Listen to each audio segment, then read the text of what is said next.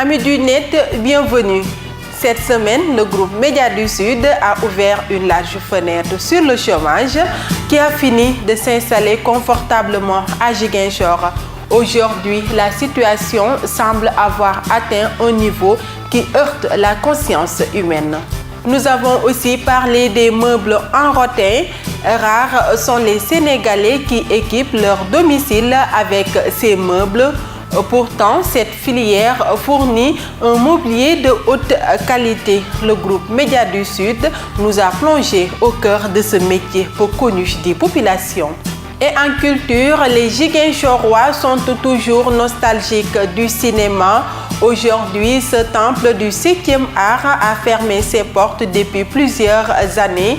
Certains Ziguinchorois se rappellent encore de cette belle époque. Voilà pour le sommaire. Actu Semaine en images, c'est pour tout de suite.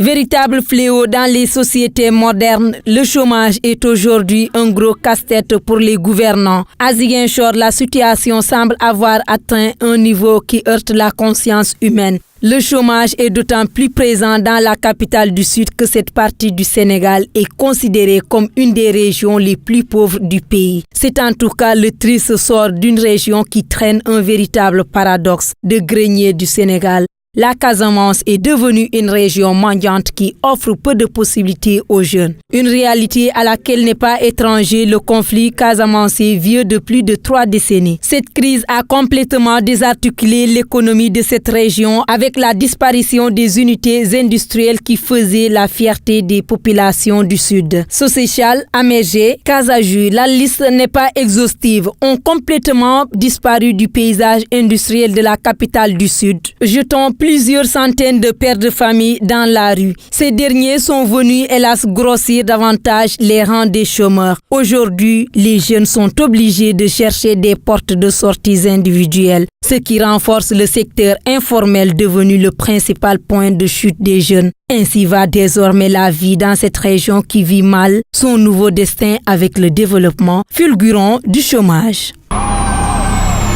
Les meubles en rotin et en bambou sont peu prisés. Pourtant, les artisans de ce secteur confectionnent des meubles, des accessoires comme des cadres photographiques et autres ustensiles ménagers. Le chef d'atelier nous fait découvrir ce métier. Notre métier, c'est un métier qui se fait un peu rare dans la région surtout. Et pratiquement, je suis dans Ziguinchor, je peux même vous dire que je suis le seul à au moins exercer ce métier. Bien vrai qu'il y a j'ai des collègues avec qui on a fait les métiers, mais par manque de moyens, n'ont pas pu continuer. Les principales qualités de ces mobiliers, ils sont peu encombrants, facilement transportables et surtout accessibles à la bourse du Sénégalais moyen. Mais malheureusement, ce secteur est également frappé par la concurrence des meubles importés. Moi, je ne vois pas pourquoi importer des meubles quelque part là pour venir. Alors que il y a des gens qui travaillent. Très joli d'air. Très joli ici. Donc, je ne vois pas pourquoi importer des meubles et de laisser les artisans locaux là. Cependant, les artisans du rotin rencontrent d'énormes difficultés pour s'approvisionner en bambou et en rotin depuis la Guinée-Bissau, avec des taxes qu'ils estiment élevées.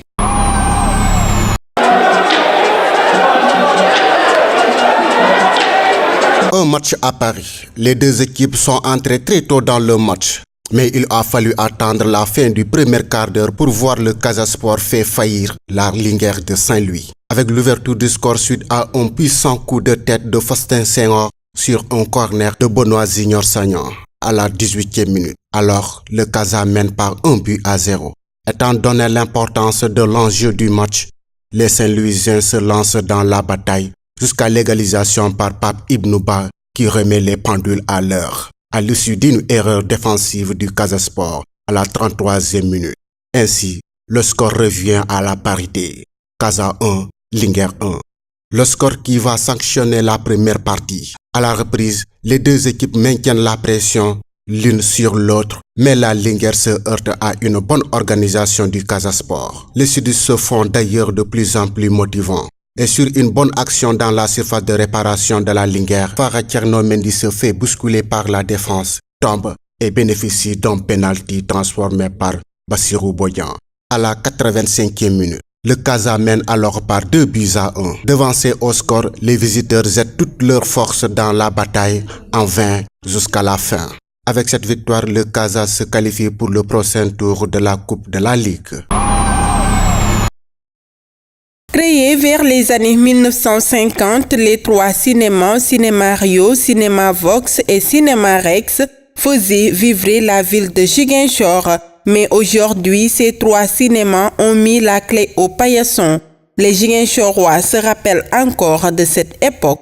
C'est un cinéma qui était implanté dans le quartier et qui a beaucoup impacté sur la vie des gens du quartier. Et à cette époque-là, la ville était grouillante et les gens étaient animateurs de cinéma. À chaque fois qu'il y ait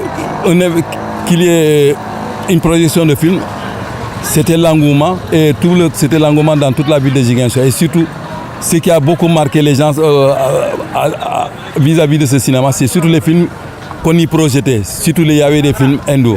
Parce que deuxième place, troisième place. Les enfants paient 250 francs et les adultes 500 francs.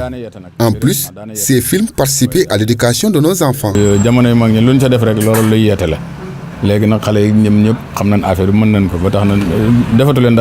Nostalgique de cette époque, ces Ziguinchorois affirment que l'arrivée de la nouvelle technologie est l'une des causes de la fermeture de ces trois cinémas.